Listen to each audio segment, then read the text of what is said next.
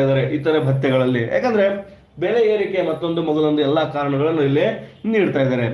ಇಲ್ಲಿ ಬಹಳ ಪ್ರಮುಖವಾದ ಒಂದು 22ನೇ ಪ್ರಶ್ನೆ ಇದೆ.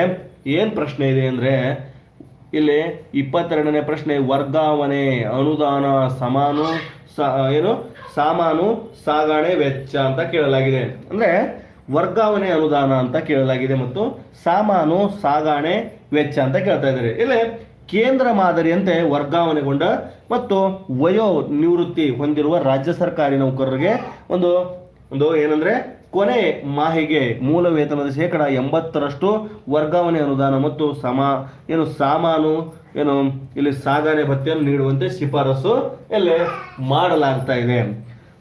ಮಾಡುವುದರ ಬಗ್ಗೆ ಇಲ್ಲಿ ವಿನಂತಿಯನ್ನು ಮಾಡಿಕೊಂಡಿದ್ದಾರೆ. ವರ್ಗಾವಣೆ ಮತ್ತು ಅನುದಾನ ಸಾಮಾನು ಸಾಗಣೆ ಅಂತ ವೆಚ್ಚ ಅಂತ.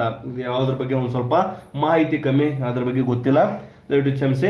ನೆಕ್ಸ್ಟ್ ನಾವು 23ನೇ ಪ್ರಶ್ನೆಯನ್ನು ನಾವು ನೋಡೋದಾದ್ರೆ ಪ್ರಯಾಣ ಭತ್ಯೆ ಮತ್ತು ದಿನ ಭತ್ಯೆ ಬಹಳ ಇಂಪಾರ್ಟೆಂಟ್ ಆಗಿರುವಂಥದ್ದು. ಪ್ರಯಾಣ ಅಂದ್ರೆ ಇಲ್ಲಿ ಟ್ರಾವೆಲಿಂಗ್ ಒಂದು ಭತ್ಯೆ ಅಲೌನ್ಸ್ ಮತ್ತು ಟ್ರಾವೆಲಿಂಗ್ ಅಲೌನ್ಸ್ ಮತ್ತು ಒಂದು ಡೈಲಿ ಒಂದು ಅಲೌನ್ಸ್ ಅಂತ ನೀಡಲಾಗಿದೆ. ಅದರ ಬಗ್ಗೆ ನಾವು ಹೇಳೋದಾದ್ರೆ ಇಂಧನ ಬೆಲೆ, ಪ್ರಯಾಣ ಸಾರಿಗೆ ವೆಚ್ಚ, ವಸತಿ ಹಾಗೂ ಊಟ ಉಪಚಾರಗಳು ದುಬಾರಿ ಆಗಿರುವುದರಿಂದ ಪ್ರಯಾಣ ಭತ್ಯೆ, ದಿನ ಭತ್ಯೆ, ವಿಮಾನ, ರೈಲು ಮತ್ತು ಬಸ್ಸಿನ ದರಗಳನ್ನು ಹೆಚ್ಚಿಸುವುದು ವಿವರಗಳೊಂದಿಗೆ ಪ್ರಸ್ತಾಪಿಸಿದೆ ಎಂಬುದರ ಬಗ್ಗೆ ಆ ಒಂದು ಅಟ್ಯಾಚ್ಮೆಂಟ್ ಅನ್ನು ಸಹ ನೀಡಲಾಗಿದೆ ಕೆಳಗಡೆ. ಇಲ್ಲಿ ಪ್ರಯಾಣ ಭತ್ಯೆ, ಯಾಕಂದ್ರೆ ಇಲ್ಲಿ ಇಂಧನ ಬೆಲೆ ಆಗಿರ್ಬೋದು, ಪ್ರಯಾಣ ಆಗಿರ್ಬೋದು, ಸಾರಿಗೆ ವೆಚ್ಚ ಆಗಿರ್ಬೋದು, ವಸತಿ ಹಾಗೂ ಊಟ ಎಲ್ಲ ಒಂದು ಭತ್ಯೆಗಳು 1 to ಡಬಲ್ ಆಗಿರೋದ್ರಿಂದಾಗಿ, ದುಬಾರಿ ಆಗಿರೋದ್ರಿಂದಾಗಿ ಪ್ರಯಾಣದ ಭತ್ಯೆ, ದಿನ ಭತ್ಯೆ, ರೈಲು, ವಿಮಾನ, ಒಂದು ಬಸ್ಸು ಎಲ್ಲ ಒಂದು ದರಗಳನ್ನು ಹೆಚ್ಚಿಸಬೇಕು. ಎಲ್ಲ ಒಂದು ಹೆಚ್ಚಿನ ಒಂದು ಭತ್ಯೆಗಳನ್ನು ನೀಡಬೇಕು ಇದಕ್ಕಾಗಿ ಅಂತ ಕೇಳಿದ್ದಾರೆ. ವಿವರಗಳನ್ನು ಸಹ ಇಲ್ಲಿ ನೀಡಿದ್ದಾರೆ.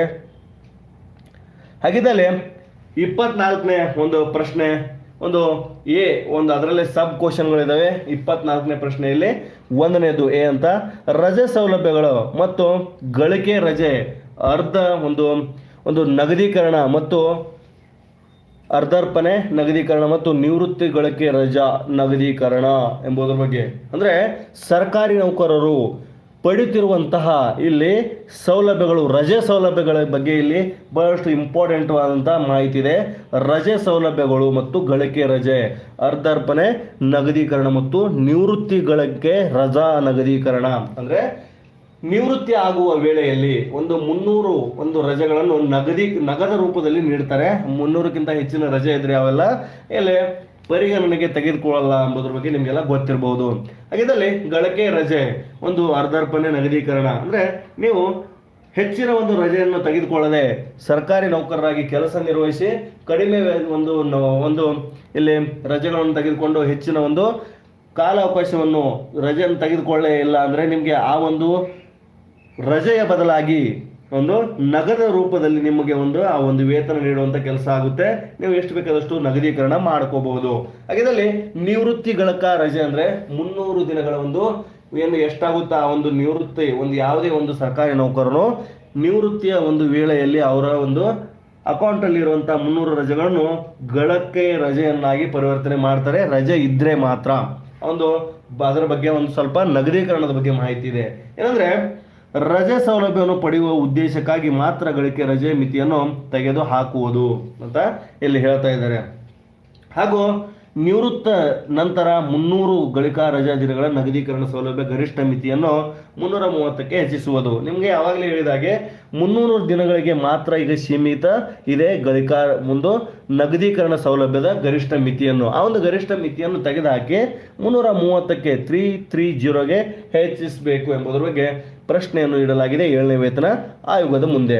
ಹಾಗಿದ್ದಲ್ಲಿ ಯಾವ ರೀತಿಯಂತ ಸೌಲಭ್ಯಗಳನ್ನು ನೀಡ್ತಾರೆ ಎಂಬುದರ ಬಗ್ಗೆ ಬಹಳಷ್ಟು ಕುತೂಹಲ ಇದೆ. ಯಾಕಂದ್ರೆ ಸರ್ಕಾರಿ ನೌಕರರಿಗೆ ಇಷ್ಟೆಲ್ಲ ಸೌಲಭ್ಯಗಳನ್ನು ನೀಡಿದ್ರೆ ಬಹಳಷ್ಟು ಅವರ ಜೀವನ ಮಟ್ಟ ಹೆಚ್ಚಳ ಸುಧಾರಣೆ ಆಗಲಿದೆ ಎಂಬುದರ ಬಗ್ಗೆ ನಮ್ಮ ಅನಿಸಿಕೆ. ಯಾಕಂದ್ರೆ ರಜೆ ಸೌಲಭ್ಯಗಳಾಗಿರ್ಬೋದು, ಮತ್ತೊಂದು ಮಗದೊಂದು ಎಲ್ಲ ಒಂದು ಸೌಲಭ್ಯಗಳನ್ನು ಒಂದು ಬಹಳಷ್ಟು ಇಂಪ್ರೂವ್ಮೆಂಟ್ ಮಾಡಿದ್ರೆ ಇಲ್ಲಿ ಸುಧಾಕರ್ ಅವರ ನೇತೃತ್ವದಲ್ಲಿ 7ನೇ ವೇತನ ಆಯೋಗಕ್ಕೆ ಈ ಒಂದು ಮಾಹಿತಿಯನ್ನು ಒಂದು ಇವತ್ತು ಹಸ್ತಾಂತರ ಮಾಡಲಾಗಿದೆ. ಇಲ್ಲಿ 44 ಅಧಿಕಾರಿ ಸಿಬ್ಬಂದಿಗಳು, ಇಬ್ಬರು ಇಲ್ಲಿ ಉಪಾಧ್ಯಕ್ಷರು, ಒಬ್ಬರು ಅಧ್ಯಕ್ಷರು ಮತ್ತು ಒಬ್ಬರು ಯಾರಂದ್ರೆ ಇಲ್ಲಿ ಸೆಕ್ರೆಟರಿ ಅವರು ಕಾರ್ಯನಿರ್ವಹಿಸಿದ್ರು 7ನೇ ವೇತನ ಆಯೋಗಕ್ಕೆ ಈ ಒಂದು ಮಾಹಿತಿ ನೀಡಲಾಗಿದೆ. ಯಾವ ರೀತಿಯಾಗಿ ಈ ಒಂದು ಎಲ್ಲಾ ಮಾಹಿತಿಯನ್ನು ಹಂಚಿಕೊಂಡು ಯಾವ ರೀತಿಯಾಗಿ ಇದರಲ್ಲಿ ಯಾವ ರೀತಿ ಅಂತ ರಾಜ್ಯದ ಮಾನ್ಯ ಮುಖ್ಯಮಂತ್ರಿಗಳ ಮುಂದೆ ಇಡ್ತಾರೆ ಎಂಬುದರ ಬಗ್ಗೆ ಇಲ್ಲಿ ಬಹಳಷ್ಟು ಇಂಟ್ರೆಸ್ಟಿಂಗ್ ಆದಂಥ ಮಾಹಿತಿಗಳನ್ನು ಸಹ ಇಲ್ಲಿ ನಾವು ನೋಡ್ತಾ ಇದ್ದೀವಿ. ಎರಡನೇದಾಗಿ ಬೈಸಿಕಲ್, ಮೋಟಾರು ವಾಹನ, ಗೃಹ ನಿರ್ಮಾಣ, ಗೃಹ ರಿಪೇರಿ, ಮುಂಗಡ ಅಂದ್ರೆ ಇಲ್ಲಿ ಅಡ್ವಾನ್ಸ್ ನೀಡೋದು.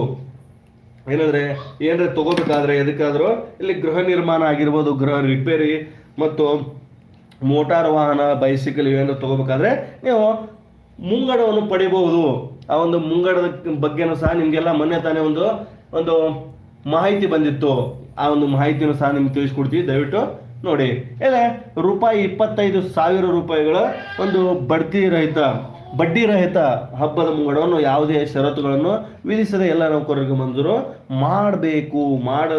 ಮಾಡುವುದು ಎಂಬುದರ ಬಗ್ಗೆ ಇಲ್ಲಿ ಕೇಳ್ತಾ ಇದ್ದಾರೆ. ಪ್ರಸ್ತುತ ಎಷ್ಟಿದೆ ನಿಮ್ಮ ಒಂದು ಎಷ್ಟು ನೀಡ್ತಾ ಇದ್ದಾರೆ ಅನ್ನೋದು ನೀವು ದಯವಿಟ್ಟು ಕಮೆಂಟ್ಸಲ್ಲಿ ತಿಳಿಸಿ ನೋಡೋಣ. ಈಗ ಪ್ರಸ್ತುತವಾಗಿ ಮುಂಗಡ ಎಷ್ಟು ನೀಡ್ತಾರೆ, ಹಬ್ಬದ ಮುಂಗಡ ಇರ್ಬೋದು, ಅದು ಯಾವುದೇ ಒಂದು ಮುಂಗಡ ಇರ್ಬೋದು, ಬಡ್ಡಿ ರಹಿತ ಇರುವಂಥದ್ದು ತಿಂಗಳ ಕಟ್ ಆಗುತ್ತಲ್ಲ, ಆ ಒಂದು ಮುಂಗಡದ ಬಗ್ಗೆ ನಿಮ್ಗೆ ಏನಾದರೂ ಮಾಹಿತಿ ಇದ್ರೆ ಇಲ್ಲಿ ಗರಿಷ್ಠವಾಗಿ ಎಷ್ಟು ನೀಡ್ತಾ ಇದ್ದಾರೆ ರಾಜ್ಯ ಸರ್ಕಾರ ಎಂಬುದರ ಬಗ್ಗೆ ದಯವಿಟ್ಟು ಕಮೆಂಟ್ಸಲ್ಲಿ ತಿಳಿಸಿ ನೋಡೋಣ. ಹಾಗಿದ್ರೆ ನೋಡೋಣ ಬನ್ನಿ. ಈಗ ಇರುವಂಥದ್ದು ಅದ್ರ ಬಗ್ಗೆ ನಾನು ಲಾಸ್ಟಲ್ಲಿ ಕಮೆಂಟ್ಸಲ್ಲಿ ತಿಳಿಸ್ತೀನಿ ನಾನೇ, ನೀವೆಲ್ಲ ತಿಳಿಸ್ಲಿಲ್ಲ ಅಂದರೆ ಸರಿಯಾದ ಉತ್ತರ. ಆದರೆ ಈಗ ಯಾವ ರೀತಿ ಅಂತ ಬೇಡಿಕೆ ಇದೆ ಎಂಬುದ್ರ ಬಗ್ಗೆ ಇಲ್ಲಿ 25,000 ಏನು ಬಡ್ಡಿ ರಹಿತ ಹಬ್ಬದ ಮುಂಗಡವನ್ನು ಯಾವುದೇ ಷರತ್ತುಗಳನ್ನು ವಿಧಿಸದೆ ಎಲ್ಲ ನೌಕರರಿಗಳಿಗೂ ಮಂಜೂರು ಮಾಡುವುದು ಅಂತ ಕೇಳ್ತಾ ಇದ್ದಾರೆ. ಯಾಕಂದ್ರೆ ಹಬ್ಬದ ಮುಂಗಡವನ್ನು 25,000 ಒಂದು ಹಬ್ಬದ ಮುಂಗಡ ಇರ್ಬೋದು, ಮೋಟಾರು ವಾಹನ, ಗೃಹ ನಿರ್ಮಾಣ, ಗೃಹ ರಿಪೇರಿ, ಈ ಒಂದು 25,000 ಕನಿಷ್ಠವಾಗಿ ನೀಡಬೇಕು ಎಂಬುದ್ರ ಬಗ್ಗೆ ಈಗ ಇಲ್ಲಿ ಒಂದು ಷರತ್ತುಗಳನ್ನು ವಿಧಿಸ್ತಾ ಇದ್ದಾರೆ. ಈಗದಲ್ಲೇ ನೋಡ್ತಾ ಇದ್ದೀರಾ, 25,000 ಬಡ್ಡಿ ರಹಿತ ಹಬ್ಬದ ಮುಂಗಡವನ್ನು ಯಾವುದೇ ಷರತ್ತುಗಳನ್ನು ವಿಧಿಸದೆ, ಷರತ್ತುಗಳು ಇರ್ತಾವಲ್ಲ ಆ ಒಂದು ಯಾವುದೇ ಷರತ್ತುಗಳನ್ನು ವಿಧಿಸದೆ, ಬಡ್ಡಿನೂ ಸಹ ವಿಧಿಸದೆ ಎಲ್ಲ ನೌಕರರಿಗೂ ಮಂಜೂರು ಮಾಡುವುದು. ಒಳ್ಳೆಯ ಈ ಬಹಳಷ್ಟು ಇಂಪಾರ್ಟೆಂಟ್ ಅಂತ ಈ ಮಾಹಿತಿ. ಎರಡನೇದಾಗಿ ಎಲ್ಲ ಮುಂಗಡಗಳ ಮೇಲಿನ ಬಡ್ಡಿಯನ್ನು ಕಡಿಮೆ ಮಾಡುವುದು. ಬೇರೆ ಬೇರೆ ಮುಂಗಡಗಳು ಇಲ್ಲಿ KJID ಲೋನ್ ಏನು ತಗೋತಿರಲ್ಲ ಅದರ ಮೇಲೆ ಏನೆಲ್ಲ ಒಂದು KJID ಲೋನ್ ಮೇಲೇನು ಸಹ ಕಮ್ಮಿ ಆದಂತಹ ಬಡ್ಡಿ ದರವನ್ನು ಹಚ್ಚಬೇಕು ಎಂಬುದರ ಬಗ್ಗೆ ಕೇಳ್ತಾ ಇದ್ದಾರೆ. ಮುಂಗಡದ ಮೊತ್ತವನ್ನು ಮಾರುಕಟ್ಟೆಗಳಿಗೆ ಅನುಗುಣವಾಗಿ ಹೆಚ್ಚಿಸುವುದು. ಹೌದು, ಕರೆಕ್ಟ್ ಆದಂತ ಇಲ್ಲಿ ಪ್ರಶ್ನೆ, ಉತ್ತರ ಬಹಳಷ್ಟು ಇಂಪಾರ್ಟೆಂಟ್ ಆಗಿದೆ. ಇಲ್ಲಿ ಮುಂಗಡ ಮೊತ್ತವನ್ನು ಮಾರುಕಟ್ಟೆಗೆ ಅನುಗುಣವಾಗಿ ಹೆಚ್ಚಿಸುವುದು. ಕನಿಷ್ಠ ವೇತನ ಮಿತಿಯನ್ನು ಹೋಮ್ ಟೇಕ್ ಸ್ಯಾಲರಿ 60% 40% ನಿಗದಿಗೊಳಿಸಬೇಕು ಎಂಬುದರ ಬಗ್ಗೆ ಇಲ್ಲೇ ಉತ್ತರವನ್ನು ನೀಡಲಾಗಿದೆ. ಈ ಮೋಟಾರು ವಾಹನ, ಗೃಹ ನಿರ್ಮಾಣ, ಗೃಹ ರಿಪೇರಿಗೆ ಮುಂಗಡಕ್ಕೆ ಸಂಬಂಧಿಸಿದಂತೆ ಮಾಹಿತಿ.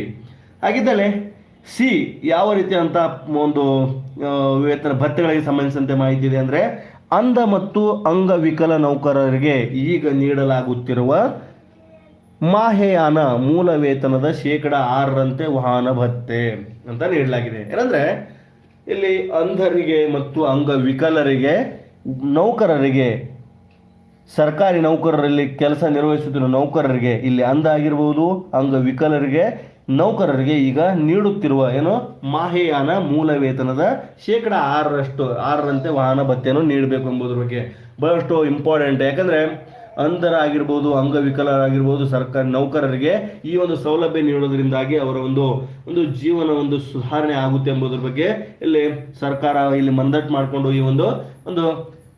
ಈ ಬೇಡಿಕೆಯನ್ನು ಇಲ್ಲಿ ಪುರಸ್ಕರಿಸಬೇಕು ಎಂಬುದರ ಬಗ್ಗೆ ವಿನಂತಿ. ಯಾಕಂದ್ರೆ ಅಂಧ ಮತ್ತು ಅಂಗವಿಕಲ ನೌಕರರ ವಾಹನ ಭತ್ಯೆಯನ್ನು ಮೂಲ ವೇತನದ 6% 10% ಹೆಚ್ಚಳ ಮಾಡಲು ಶಿಫಾರಸು ಮಾಡೋದು.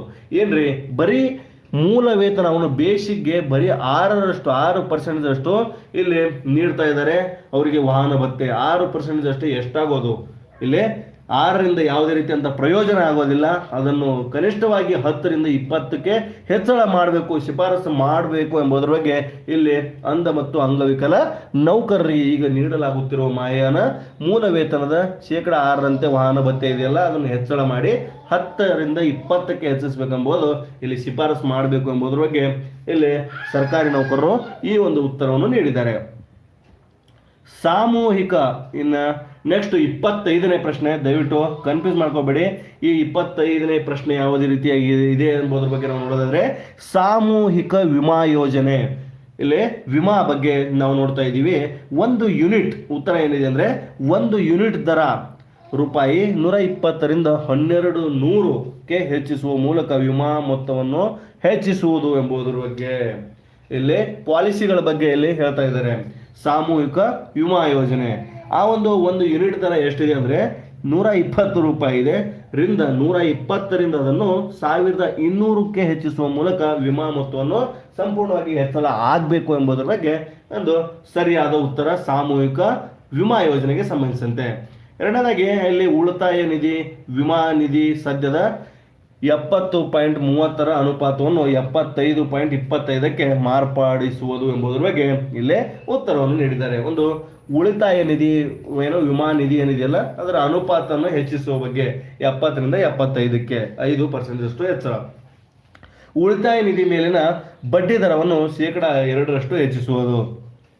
ಏನು ಉಳಿತಾಯ ಸೇವಿಂಗ್ ನಿಧಿ ಏನಿದೆಯಲ್ಲ ಸೇವಿಂಗ್ ಒಂದು ನಿಧಿಯನ್ನು ಉಳಿತಾಯ ನಿಧಿಯನ್ನು ಮೇಲಿನ ಬಡ್ಡಿ ದರವನ್ನು ಇಲ್ಲಿ ಹೆಚ್ಚಳ ಮಾಡಬೇಕು. ಬರೀ 2% ಹೆಚ್ಚಳ ಮಾಡೋದ್ರಿಂದ ಯಾವುದೇ ಒಂದು ಪ್ರಯೋಜನ ಆಗಲ್ಲ.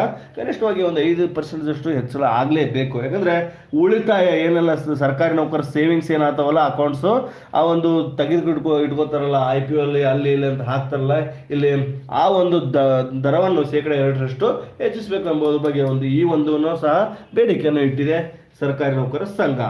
ಸ್ವ ಇಚ್ಛಾ ನಿವೃತ್ತಿ ಯಾರಲ್ಲ ಸರ್ಕಾರಿ ನೌಕರರನ್ನು ತ್ಯಜಿಸಿ ಸ್ವ ಇಚ್ಛಾ ನಿವೃತ್ತಿಯನ್ನು ಪಡಿತಾ ಇದ್ದಾರಲ್ಲ ಅದ್ರ ಬಗ್ಗೆನೂ ಸಹ ಇಲ್ಲಿ ಅಭಿಪ್ರಾಯವನ್ನು ಕೇಳಿದ್ದಾರೆ.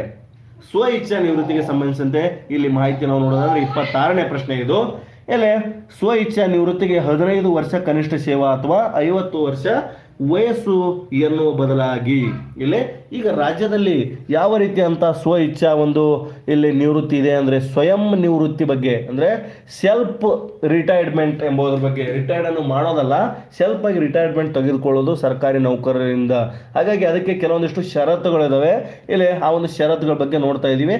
ಒಂದು ಷರತ್ತುಗಳನ್ನು ಸರಳೀಕರಿಸಿಕೊಳ್ಬೇಕು ಎಂಬುದರ ಬಗ್ಗೆ ಇಲ್ಲಿ ಈ ಒಂದು ಶಿಫಾರಸುಗಳನ್ನು ಬಹಳ ಇಂಪಾರ್ಟೆಂಟ್ ಆಗಿರುವಂಥದ್ದು.